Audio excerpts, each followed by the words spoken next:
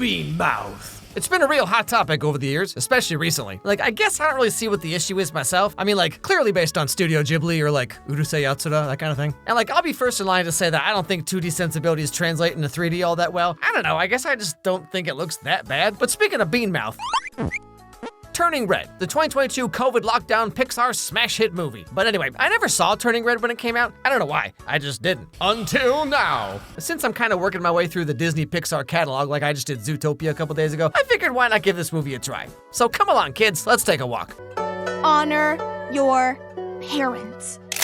They're the supreme beings who gave you life, who sweated and sacrificed so much to put a roof over your head, food on your plate. You know, I've always found this idea to be so weird, because like, is this not what parents should be doing by default? You know, like, since you kind of forced me to be here in the first place? But if you take it too far, well, you might forget to honor yourself. Luckily, I don't have that problem. Okay, all right, I can already tell exactly everything I need to know about what this movie's gonna be like. I'm Maylin Lee, and ever since I turned 13, I've been doing my own thing, making my own moves, 24/7, 365. I'm so glad this will definitely not get really old really fast. But okay, so this is May, a young Chinese-Canadian girl living in Toronto with her family, spending her days in 8th grade with her very normal friends. Mario! Priya! Abby! Yeah! What's up, May? Let's burn this place to the ground! Well, they are, I was not prepared for the sheer amount of raw quirk that was gonna be in this movie. But like, if you see these girls doing this and you're like, wow, they're just like me, then like, what the heck kind of middle school experience did you have? Mine was way more depressing. Y equals -4. Je me fromage blanc. I know, it's a lot. But this is grade 8. Also, like, okay, so this movie takes place in 2002, and these kids are in 8th grade, right? So, like, where's all the Jankos? Where's the low-rise jeans that came up like half an inch above the no-no square? I was in 8th grade, like 2002, 2003, or something like that. Like, I was there on the front lines, okay? You can't fool me. I don't see a single white boy in this school who inexplicably starts dressing like Eminem from 8 Mile. But anyway, so May kind of sort of leads like a double life. Growing up in this Asian-Canadian family, her mom is very strict, and it's all about her grades and what job she's gonna get in the future, and fun is stupid and dumb, and you need to get into med school and law school and intern at the UN all at the same time. But then in her private life, May likes Tamagotchis and this boy band called Four Town. Now, speaking of boys, gross cooties, yuck. Huh? Devin.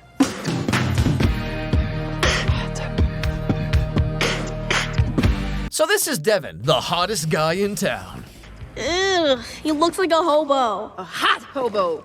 May I remind you what real men look like?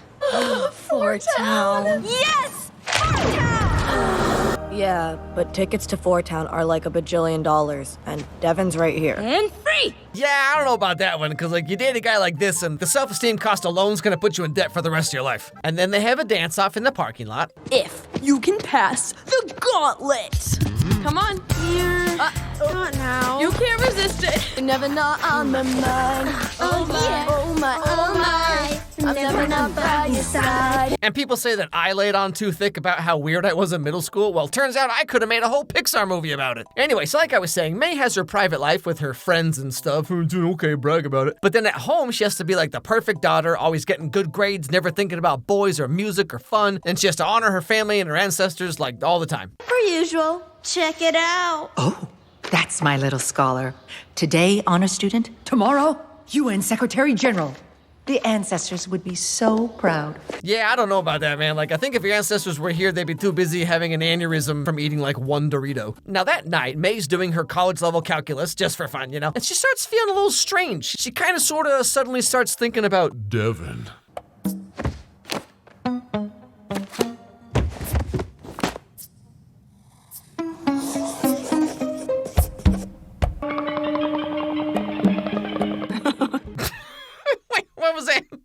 I saw that. What was that face? Now, her mom ends up finding these drawings and freaks out and thinks that May is like secretly dating Devin or something like that, right? So she rips them out and marches down to that corner store. No!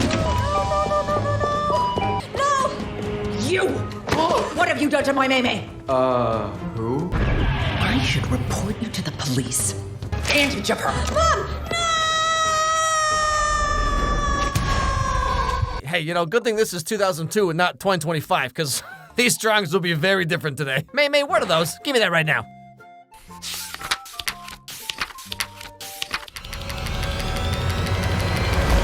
Well, I hope you're proud of your degenerate ways, May. What would the ancestors think? Yo, that's a pretty sweet Shadow the Hedgehog. Hey, do you take commissions? I want Tony the Tiger and Shrek together. Anyway, so not only did May just realize that she thinks boys are cute, gross, but also her mom just like thoroughly ruined any social life she could have ever had. And so that night, naturally, lasers shoot out of the temple and her ancestors start ancestring so hard, my dude. And when May wakes up the next morning, something a little weird might have happened.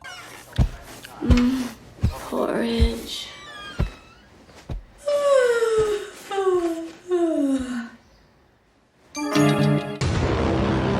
Oh no, May just got isekai'd into adulthood. Now, as you can imagine, May freaks out, her world's turned upside down, and she knows that she definitely can't tell her mom about this because that would totally disappoint her, somehow, I guess. But moms know, okay? Moms always know. Hang on, honey. Are you sick?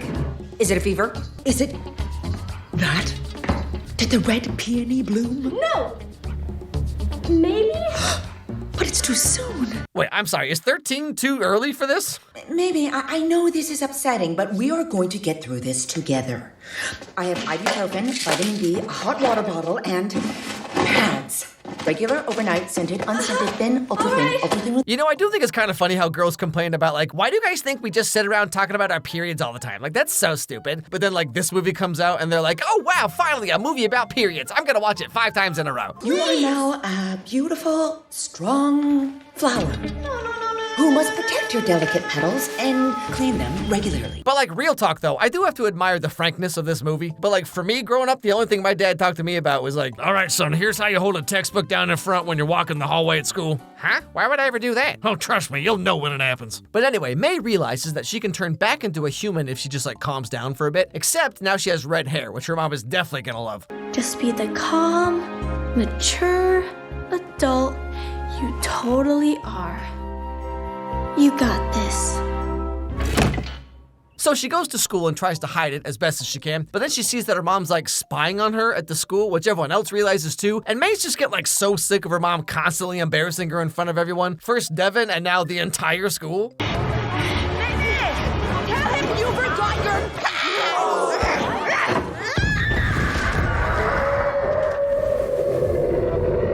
So May runs all the way back home, and long story short, her mom finds out that she's a giant red panda. But instead of being upset about it, she's like, oh no, it's happening already. And so then the mom gives May some backstory about how like a long time ago, one of their ancestors was blessed/cursed to be able to turn into a giant red panda and like fight wars and stuff. And this blessing curse has continued in all of the women in the family. On the next red moon, you'll undergo a ritual that will seal your red panda spirit into one of these. And then you'll be cured, just like me. Let's see, the next red moon will be the 25th. That's a whole month away. Wait, so she just has to metaphorically be on her period for like a month straight? Can you imagine? There's not enough chocolate in the world. So after this, May's friends come to see her because of what happened at school, and after some back and forth, they also find out May's secret. Got that? Chill. May?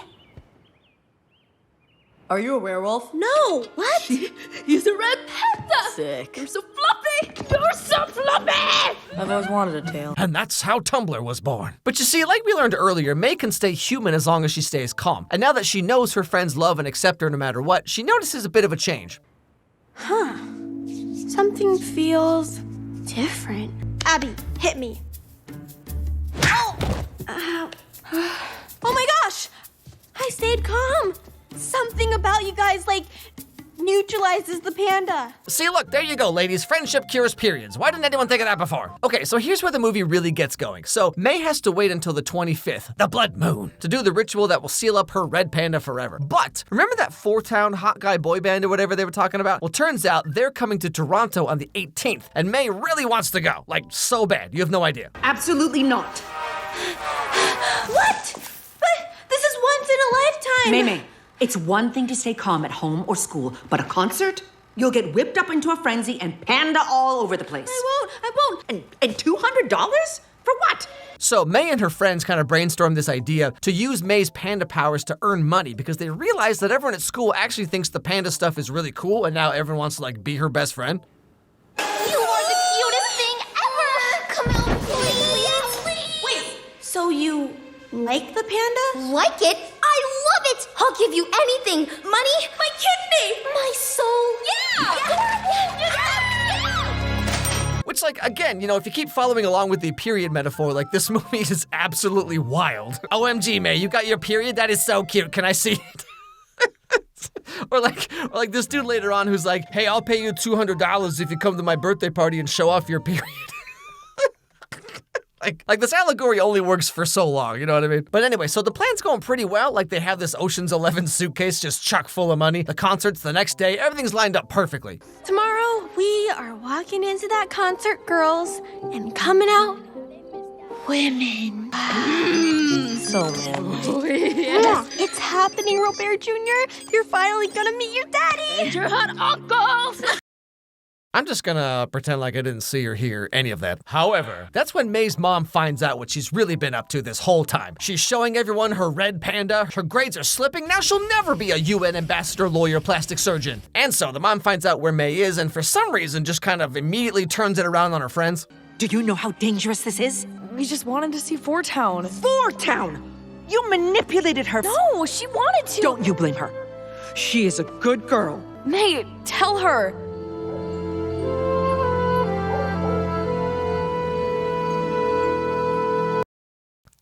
Wow, okay, rude. You know, quick aside here, but like, this whole movie's about the Asian immigrant experience of like having these like strict parents and having these crazy expectations or whatever. But May has this other friend who is also an Asian Canadian kid who apparently does not have any of these problems. It's a very interesting commentary here. But anyway, so May is barred from having friends or fun or any worthwhile childhood experiences, and we skip ahead to the night of the ritual. May's extended family has arrived, her grandma and her mom's sisters, who are kind of a lot. Everyone, don't go.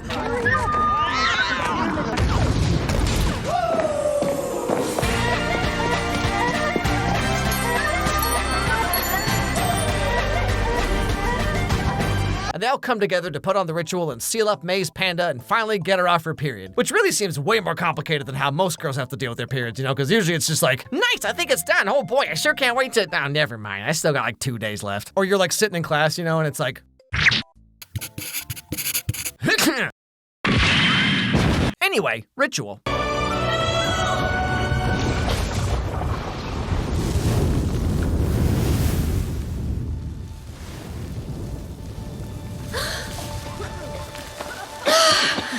And so May's rebelliousness takes over and she wants to be her own person and not just base her whole life on what her mom wants. So she rejects the ritual and keeps her panda powers and decides that she's gonna go to that Four Town concert no matter what. Oh, sorry, I forgot to mention. So the girls find out that they thought the concert was on the 18th, but actually it's on the 25th, which is the same day as the ritual. So anyway. I'm going to the concert! Get back here! How could she do this to her own mother? Oh, the seal is broken, the panda's coming out again. Menopause is over, mom's back in the game. But okay, so just to summarize the end of the movie here, the mom goes like full Super Saiyan and goes to the concert to give May a real piece of her mind. But May doesn't want to listen, so she twerks for a while. How can you be so crass? Oh, that's nothing. You want to see crap? What are you doing? Stop moving like that! Is this bothering you? Sure, okay. And then she does her cool mega ultra anime hyper wave beam headbutt attack and just knocks her mom right out. And then the whole family has to use their panda powers to come together and do the ritual to seal up mom's panda because as you may have noticed, her panda is rather large. Quite the heavy flow on that one. Louder! Sing from the heart! Louder! The sickle isn't working! And so, in the end, the ritual works and May and her mom are in the spirit world together, and her mom seals up her panda powers once again. And this is where we get a small look at why her mom is the way she is, which is because her mom was also like that. And like, finally, right here at the end, we get like the real point of this movie, which is, you know, generational trauma or whatever. But they only give it like a solid 2 minutes of screen time. I feel like we could maybe unpack this a little more, you know, since this is like what the entire movie is actually about. I see you, Mei. You try to make everyone happy, but are so hard on yourself.